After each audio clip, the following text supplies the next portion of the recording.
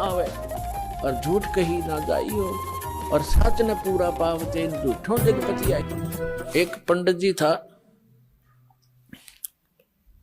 काशी विद्यापीठ पढ़काया वो ब्राह्मण। एक राजा ने कोई हवन कराना था, अनुष्ठान कराना था, उसका न्योता दिया। उसको रोजाना 1 रुपया दान दक्षिणा दे देते। वो पाठ करने लग गया, 1 महीने का कराना था। अब उस विद्वान की पत्नी अपना, क्योंकि पैसा मिलने लगने के बाद यू काल फिर अलग से रंग दिखाता है, वह बढ़िया तो कपड़े पहने और गले में अपने बढ़िया जेवरात आभूषण बनवा लिए। तो पानी लेने के लिए, जल लेने के लिए कुएं पे इकट्ठी होया करती बहनें। तो ब्राह्मणों के कुएं अलग होते थे, अन्य जाति वालों के अलग अलग हुआ करते थे। तो सब ब्राह्मणी इकट्ठी होती तो वो पूछती कि ये नए नए आभूषण तू कैसे खरीद रही है। उसने बताया कि मेरा पति राजा के यहाँ कथा करने जाता है, मंत्र जाप करता, अनुष्ठान करता है और राजा प्रतिदिन 1 चांदी का रुपया दक्षिणा देता है। तो उससे वार्ता हुई थी जिस बहन से, ब्राह्मणी से। उसने अपने पति के कान ठे कि आप यहाँ पड़े रहते हो, वो फलानी का घरवाला वहां जाता है और पाठ करता है, 1 रुपया डेली दक्षिणा देते हैं, और भी पंडितों की आवश्यकता है। वो कह रही थी आप भी चले जाओ। तो पंडित जी कहने लगा मैं तो ऐसा देसी सा पंडित हूँ और वो पढ़का रहा काशी विद्यापीठ, उसके बराबर में मेरी दुकान चलेगी नहीं। वह उसका सिर होगी, तू तो ऐसे बहाने में लाया करे हैं, तू धक्के खानता अंडे और जाते अच्छा माल मिला जाता नहीं। ज्यादा कहने से वो चला गया। और क्योंकि ऊपरली वेशभूषा तो ब्राह्मण की एक जैसी हो है, मंत्री से कहा जी मैं भी ब्राह्मण हूँ, कहा जब पंडित जी बैठो। उसका एक आसन लगा दिया और माला दे दी कि तो भी मोल दे, तुम मंत्र के ले बैठ के। अब उन मंत्रों ने सुना कोई नहीं करता, वो पंडित अपने करते रहे, राजा लोग अपनी मौज मस्ती कहीं घूमते रहो।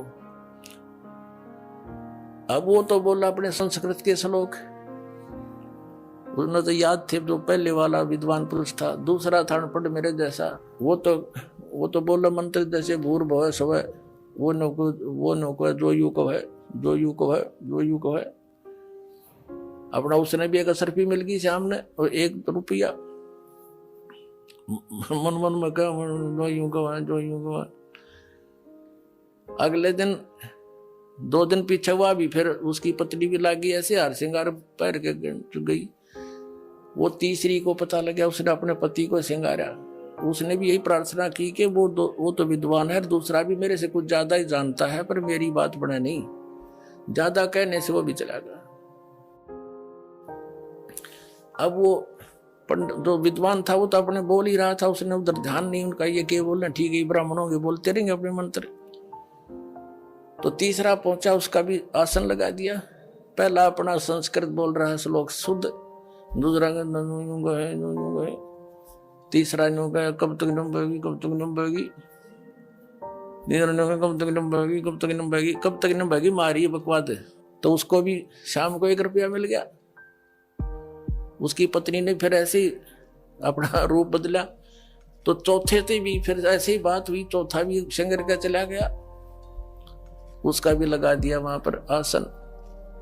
अब पहले वाला तो बोलता है शुद्ध संस्कृत के श्लोक, दूसरा कहता है, तीसरा कहता कब तक नंबेगी, चौथा बोला नंबर दे जब तक नंबेगी।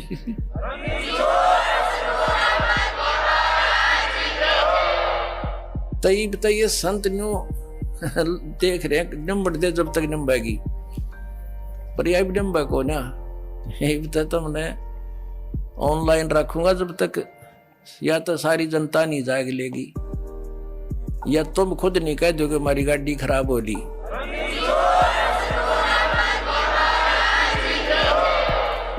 एक भक्त कह रहा था कि 2-3 प्रकार के यात्री होते हैं। जैसे कोई बस जा रही है और बस रुकेगी और साथ में दूसरी बस खड़ी होगी, तो बुद्धिमान तो तुरंत समझ जाते हैं गाड़ी में कोई गड़बड़ है भाई, या झटके बटके मार के चल है। उतर कर तुरंत दूसरी में चढ़ जाते हैं। ये तो फर्स्ट टाइप के बुद्धिमान है। दूसरे ऐसे होते हैं कि कंडक्टर नीचे बढ़ कर देखने लगेगा, वो समझ जाएगा कि इधर गड़बड़ हो रही, तो तब उतरेंगे। और तीसरी टाइप के इसे निकट्ठू होते हैं कि कंडक्टर ड्राइवर भी दूसरी बस में चढ़ लेंगे ना, कति कंडम कह यार बिगड़ दी भाई, बोला जब उतरा कर उस गाड़ी में था। तो ऐसे जो बुद्धिमान व्यक्ति हैं, दास के संकेत को समझकर छोड़ कर आ जाओगे उनकी खराब गाड़ियों को, जिसमें सफर करना चाह रहे हो, पंचर हुई खड़ी, उनके टायर ने ट्यूब कुछ भी कोई ना, यानी कोई आधार ही नहीं है उनका गाड़ी का चलने का। राम नाम की गाड़ी जो बनाए बैठे हैं वो शास्त्र विरुद्ध साधक। और फिर शेष जब आओगे, जब उनके गुरुजी ने कह देंगे भाई सालो सचमुच हमारा तो हमारे पास ज्ञान नहीं था, वो भी बुद्धिमान व्यक्ति होता है जो न्यू कह दे भाई गाड़ी खराब हो रही या ठीक नहीं चल सकती और तुम अपनी व्यवस्था और कर लो। तो ये संत तो उन ड्राइवर कंडक्टर भी निकम्मे हैं, न्यू ना कहेंगे हमारा द्वारा भक्ति नहीं है और जाओ तुम ले लो नंबर वाला जाके, ये तो उनसे भी नालायक हैं फिर तो कहने का भाव ये है पुण्यात्माओं, अब ये परमात्मा कबीर जी का आदेश है कि पूरे विश्व में ये सत संदेश जावेगा, पूरी पृथ्वी के जीव प्राणी परमात्मा के बच्चे बतेरे युगों से दुख पा रहे हैं, अब ये इस नाम को ग्रहण करेंगे, सतनाम को। न इसकी छींट भी ना लगने दी थी परमात्मा ने, अरीब डंडोरा पिटवा दिया, अब बखेर रखा आपके ऊपर, वर्षा करवा दी सच्चे ज्ञान की, और सतनाम चौथे महीने मिल जाता है, और सार नाम भी अब आपको मिला प्राप्त हो रहा है, जिसको आज तक ये ऋषि में ऋषि समझ भी नहीं सके। तो अब ये पूरे विश्व में जाएगा और सभी संतों को इस सत्य ज्ञान का लोहा मानना पड़ेगा, और उनकी भलाई है वो मानने इस बात को।